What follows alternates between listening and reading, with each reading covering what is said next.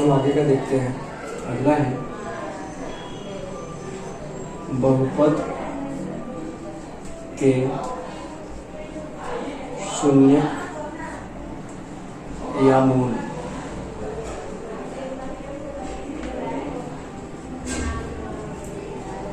बहुपद के शून्यक या मूल।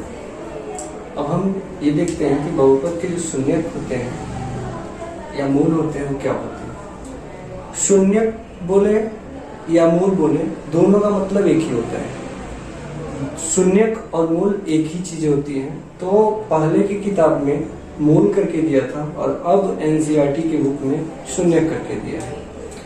अब बहुपद के शून्यक या मूल जानने के लिए क्या करते हैं, सबसे पहले एक चीज जान लेते हैं। अगर कोई बहुपद x² माइनस 2x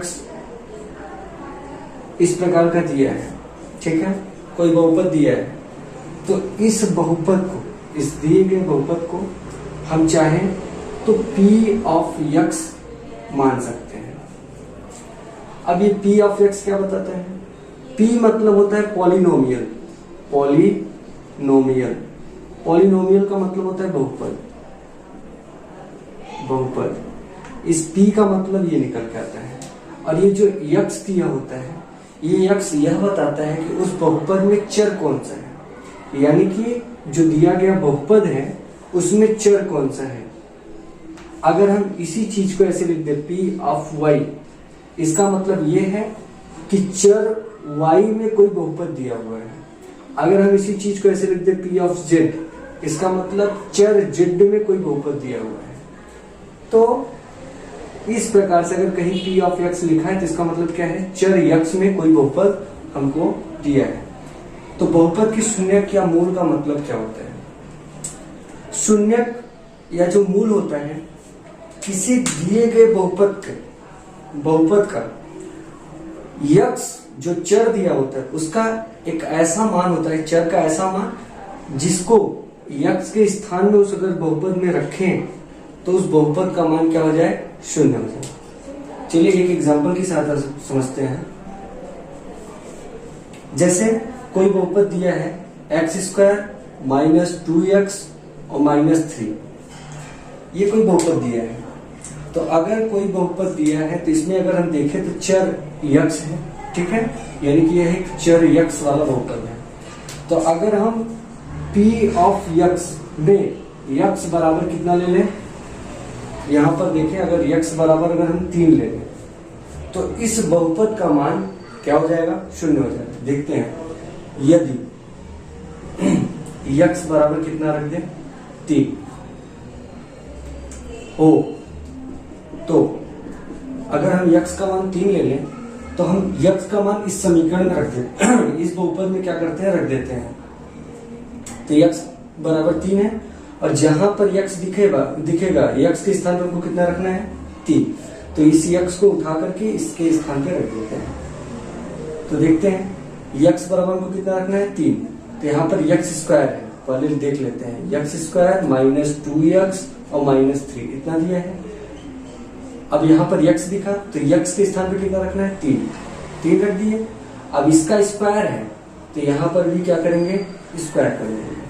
उसके बाद अगर कितना दिया, माइनस, तो माइनस, फिर 2 दिया है तो 2, और 2 और x के बीच में गुणा का चिन्ह है तो गुणा लगा देंगे। और x का मान कितना दिया है, 3, तो 3 रखेंगे, माइनस 3।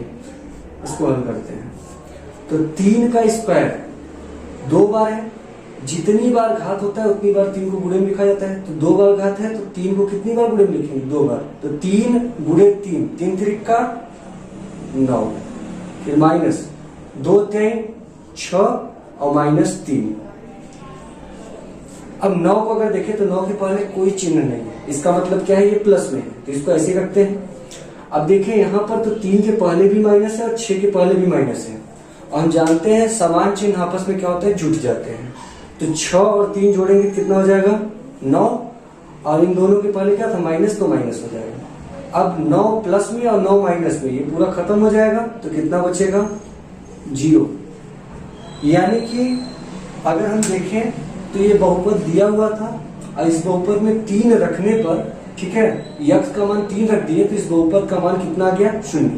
तो हम कह सकते हैं कि यक्स बराबर 3 पर बहुपद कौन सा है? X square minus 2x minus 3। ठीक है, कितना प्राप्त हुआ? 0 प्राप्त हुआ। यानी कि इस बहुपद में यक्स के स्थान पे 3 रखने पर इस बहुपद का मान कितना हो गया? 0 हो गया। इसलिए ये जो मान होगा यक्स का, ये यक्स का जो मान है 3, जो यक्स बराबर 3 माने, यह मान ही इस दिए गए बहुपद का शून्यक या फिर मूल कहलाएगा। तो अब बहुपद का शून्यक या मूल समझ में आ गया होगा। अब हम देखते हैं रैखिक बहुपद के शून्यक या मूल कैसे निकालते हैं।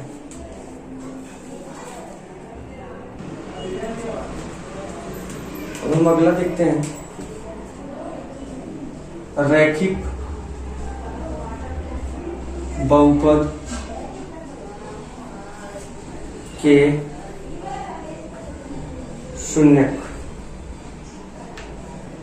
शून्यक बोले या मूल बोले, तो रैखिक बहुपद के शून्यक क्या होते हैं? तो सबसे पहले हम रैखिक बहुपद एक ले लेते हैं। मान लेते हैं कोई रैखिक बहुपद दिया है, तो रैखिक बहुपद का जो मानक रूप होता है वो होता है ax प्लस b। ये कोई बहुपद है और इसमें चर यक्स है, इसलिए हम इसको p ऑफ यक्स बराबर इतना मान सकते हैं। अगर हम किसी भी रैखिक बहुपद का शून्य ज्ञात करना चाहते हैं तो उसके लिए एक फॉर्मूला होता है, रैखिक बहुपद का शून्यक बराबर, तो कोई भी रैखिक बहुपद दिया हो, अगर हम उसका शून्य ज्ञात करना चाहते हैं तो रैखिक बहुपद का शून्य बराबर होता है माइनस अचर पद बटा के यक्स का गुणांक, एक्स का गुणांक। तो ये सूत्र होता है। यानी कि अगर इस सूत्र में देखें तो कैसे यूज करते हैं? माइनस तो ऐसे ही रहेगा, अचर पद, अचर पद का मतलब होता है लास्ट में जो गिनती होता है, जो संख्या होता है उसको लिखना है, जो अकेले होता है, जिसमें यक्स नहीं होता है। तो यहां पर देखें तो यक्स ए के साथ में है, लेकिन यहां पर यक्स नहीं है, इसलिए ये क्या हो जाएगा? अचर पद हो जाएगा। तो माइनस बी, अचर पद यहां पर क्या हो जाएगा? बी बटा के एक्स का गुणांक। तो यहां पर यक्स का गुणांक, गुणांक मतलब होता है गुणे में अंक जो होता है, ठीक है। यक्स के साथ गुणे में जो संख्या होती है उसी को बोलते हैं यक्स का गुणांक। तो यक्स के साथ गुणे में क्या है? ए है। यहाँ पर दोनों के बीच में गुणा है, तो यक्स के साथ गुणे में ए है, तो यहाँ पर यक्स का गुणांक क्या हो जाएगा? ए। तो यानी कि अगर रैखिक बहुपद का शून्यक हमको ज्ञात करना है तो रैखिक बहुपद के शून्यक के लिए डायरेक्ट सूत्र होता है माइनस अचर पद बटा के एक्स का गुणांक, ये माइनस बी बाई ए। अब हम देखते हैं द्विघात बहुपद का शून्यक।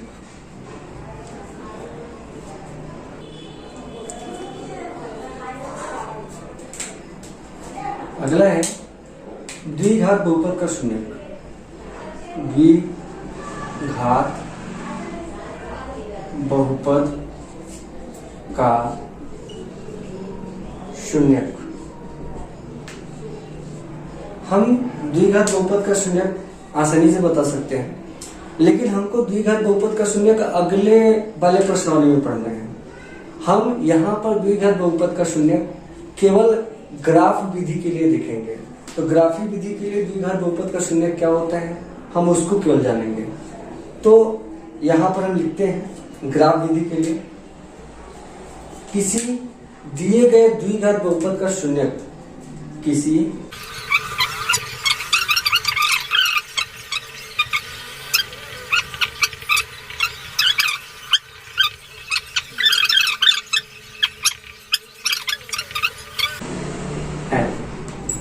इसी नियम पे हमारा पहला प्रश्नावली खत्म हो जाता है। तो ये नियम क्या है? किसी दिए गए द्विघात बहुपद, और द्विघात बहुपद का मानक रूप होता है ax square plus bx plus c। ये दिए गए द्विघात बहुपद का मानक रूप होता है कि शून्यक। तो किसी भी द्विघात बहुपद का अगर हमको शून्यक देखना है ग्राफ विधि से, तो ऐसे बिंदुओं के यक्ष निर्देशांक होते हैं, यानी कि यक्ष निर्देशांक होते हैं। उसमें यक्ष अक्ष हमने कक्षा 9 में ग्राफ पढ़ा होगा, इस प्रकार से आता है, इसको बोलते हैं यक्ष अक्ष, और जो खड़ी रेखा होती है उसको बोलते हैं वाई अक्ष। तो यक्ष अक्ष के निर्देशांक होते हैं, यानी कि यक्ष अक्ष पर स्थित होते हैं। हमेशा द्विघात बहुपद के जो शून्यक होते हैं वो हमेशा किस पर स्थित होते हैं? यक्ष अक्ष पर स्थित होते हैं। तो किसी दिए गए द्विघात बहुपद ax² plus bx plus c के शून्यक ऐसे बिंदुओं के यक्ष निर्देशांक होते हैं। यक्ष निर्देशांक का मतलब क्या हुआ कि वो हमेशा यक्ष अक्ष पर प्राप्त होते हैं। जो दिए गए बहुपद के ग्राफ को यक्ष अक्ष पर प्रतिच्छेद करता है, यानी कि ग्राफ हमेशा यक्ष अक्ष को प्रतिच्छेद करेगा। एग्जाम्पल के लिए एक एग्जाम्पल देख लेते हैं, तो हम प्रश्नावली स्टार्ट करते हैं। एग्जाम्पल है जैसे अगर ये कोई ग्राफ दिया हुआ है और इस ग्राफ में कोई भी रेखा इस प्रकार से गई हुई है, तो अगर पूछा जाए बताओ इसमें इस ग्राफ को देख करके ये बताओ कि इसमें बहुपद के किसी बहुपद के कितने शून्यक हो सकते हैं। तो ये जो ग्राफ है ये इसको बोलते हैं ग्राफीय रेखा। अब जो ये रेखा ऐसे गई है इसको बोलते हैं यक्ष अक्ष, यानी कि पृथ्वी के समांतर जो रेखा खींची जाती है उसको बोलते हैं यक्ष अक्ष, और पृथ्वी की जो लंबवत रेखा खींची जाती है उसको बोलते हैं वाई अक्ष। तो हमको वाई अक्ष लेना ही नहीं है, हमको केवल यक्ष अक्ष लेना है। तो यक्ष अक्ष पर ये जो ग्राफीय रेखा है जितने बिंदुओं पर प्रतिच्छेद करेगा उसके उतने ही शून्य होंगे। तो यहाँ पर एक बिंदु अगर हम देखें तो ये ग्राफीय रेखा यहाँ से स्टार्ट हुई, तो यहाँ पर एक बिंदु पर काटी, दूसरा बिंदु यहाँ काटी, तीसरा बिंदु यहाँ काटी, चौथा यहाँ और पांचवा यहाँ, यानी कि इस ग्राफीय रेखा के टोटल कितने शून्य हो सकते हैं? 5। ऐसे अगर कोई ग्राफीय रेखा दिया है उसको केवल ऐसे एक बिंदु ऐसे इस तरीके से काटना है, तो यहाँ पर एक बिंदु और एक बिंदु यहाँ, यानी कि ये 2 बिंदुओं पर काट रहा है। इसका मतलब जो दिया गया ग्राफ है उसके कितने शून्य होंगे? 2 शून्य होंगे। यानी कहने का मतलब ये है हमको केवल दिए गए ग्राफ में यह देखना है कि जो ग्राफीय रेखा है वह यक्ष अक्ष को कितने बिंदुओं पर प्रतिच्छेद कर रहा है। अगर यक्ष अक्ष को एक बिंदु पर प्रतिच्छेद कर रहा है तो उस ग्राफीय रेखा का जो शून्यक होगा वो 1 होगा। अगर 2 पर कर रहा है तो 2 होगा, 3 पर कर रहा है तो 3 होगा। तो इस प्रकार से हमको केवल ग्राफ देखना है। अब हम स्टार्ट करेंगे अपना प्रश्नावली 2.1।